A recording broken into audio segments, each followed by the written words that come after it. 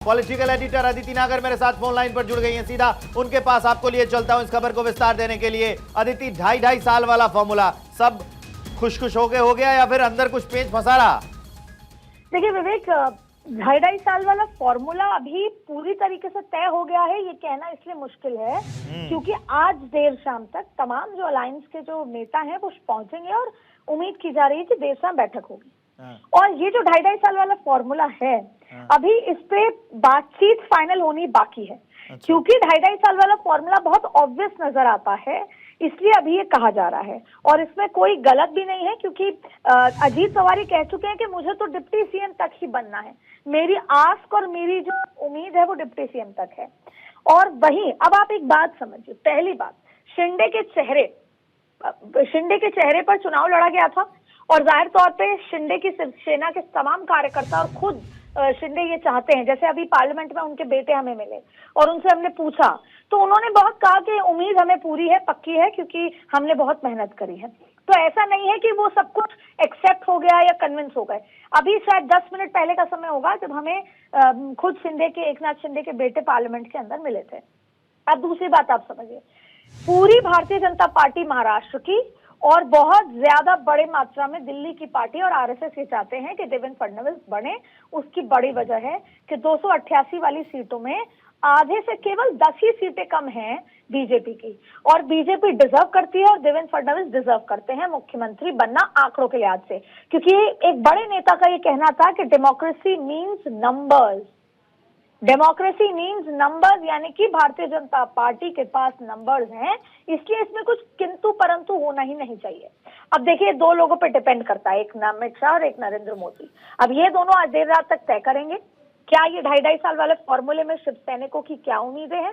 तो इसलिए ये कहना कि तय हो गया मुझे लगता है जल्दबाजी होगी, लेकिन ये फॉर्मूला इतना एप्ट नजर आता है जिससे कि सांप भी मर जाए और लाठी भी न टूटे।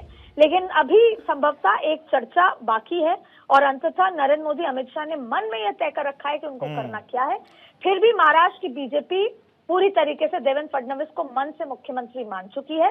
वहीं ये स्ट्रेटेजिक देखना होगा कि शिवसेना के साथ किस तरीके की डील करनी है क्योंकि देखिए अभी वहां पर जो कोऑपरेटिव का मंत्रालय है वो बहुत महत्वपूर्ण है। अगर देवेंद्र फडणवीस को देखें तो वो पहले मुख्यमंत्री रहे हैं और अब की बार जो चुनाव हुए हैं उनमें सबसे ज्यादा नंबर्स आए हैं बीजेपी के और वो देवेंद्र फडणवीस के नेतृत्व में ही आए हैं। तो देवेंद्र फडणवीस का जो पलड़ा है वो तो भारी दिखता है ना, अगर ऐसे बात करें तो। जाहिर तौर पे देवेंद्र फडणवीस का पलड़ा बहुत भारी है। देवेंद्र फडणवीस ही रेस में सबसे आगे हैं, इसमें कोई दो राय नहीं।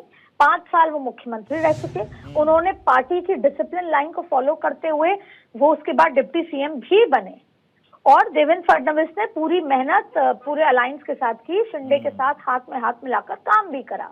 इसलिए देवेंद्र फडणवीस के सीएम पद बनने को लेकर कोई दो राय नहीं है। लेकिन क्योंकि अभी तक दिल्ली में वो बैठक नहीं हुई जो होनी है जिसमें आज अजीत पवार, एकनाथ शिंदे मौजूद होंगे, बीएल संतोष मौजूद होंगे, अमित शाह, जेपी नड्डा मौजूद होंगे और उसमें वो फॉर्मूला तय होगा तभी जाकर आगे चर्चा होगी। क्योंकि हमने अजीत पवार, देवेंद्र फडणवीस तमाम सूत्रों से बात करी तो अभी किसी को कोई क्लैरिटी नहीं है।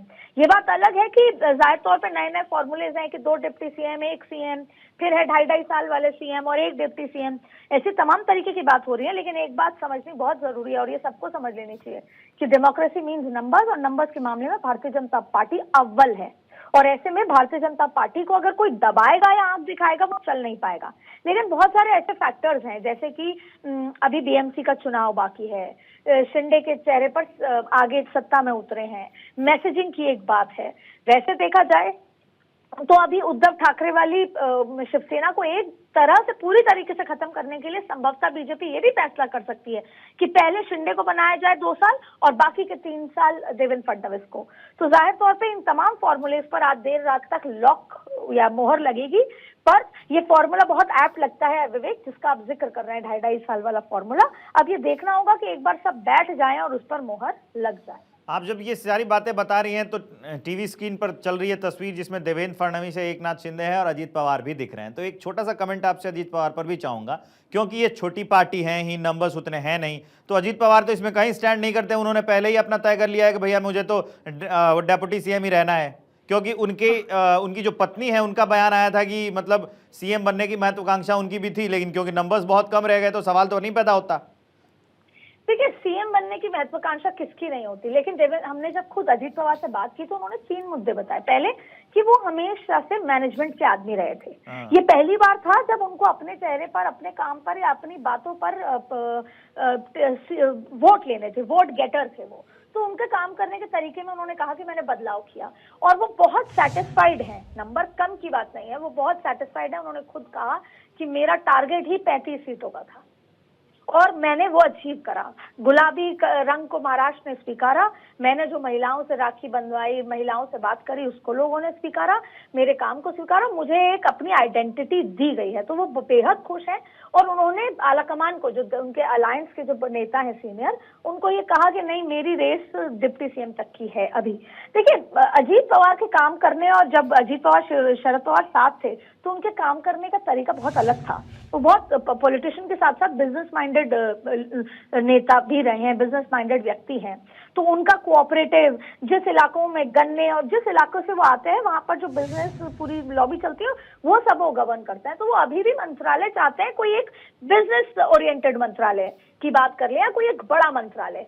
तो अभी उन्होंने कहा है कि मेरी रेस केवल डिप्टी सीएम तक है। उनकी पत्नी जाहिर तौर पर अपने पति के लिए सोच रही होंगी, जैसे कल्पना सोरेन ने अपने पति को वापस से मुख्यमंत्री बनाने के लिए हर संभव प्रयास किए, और वैसे ही उनकी पत्नी। लेकिन फिलहाल उनका सीएम पद में बहुत दूरी है और ये बात सही है कि डेमोक्रेसी मीन्स नंबर, और नंबर के लिहाज से अजीत पवार बहुत बहुत पीछे हैं और भारतीय जनता पार्टी नंबर के लिहाज से बहुत बहुत आगे है।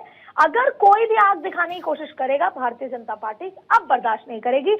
ना उसने उद्धव ठाकरे को बर्दाश्त किया, जबकि 2.5 साल फिर दूसरी सरकार बनी, फिर भी सारी रणनीति बदली, टेबल पे काम हुआ, जमीन पर काम हुआ, लेकिन भारतीय जनता पार्टी अपनी नेचुरल लड़ाई से दबी नहीं। और देखिए आप उस बीच में क्या हुआ, शिवसेना दो फाड़ हुई, एनसीपी दो फाड़ हुई, और आज देखिए भारतीय जनता पार्टी के अप्रत्याशित नंबर जो इतिहास में कभी नहीं आए। इसलिए अब भारतीय जनता पार्टी को कोई दबा के मुख्यमंत्री बने, आंख दिखा के मुख्यमंत्री बने, वो तो सवाल ही पैदा नहीं होता। वो तो नंबर्स इस बात की इजाजत नहीं देते। काफी अहम जानकारी आप दे रही हैं। फिलहाल इस जानकारी के लिए बहुत बहुत शुक्रिया। आप चलिए खबरों में आगे बढ़ते हुए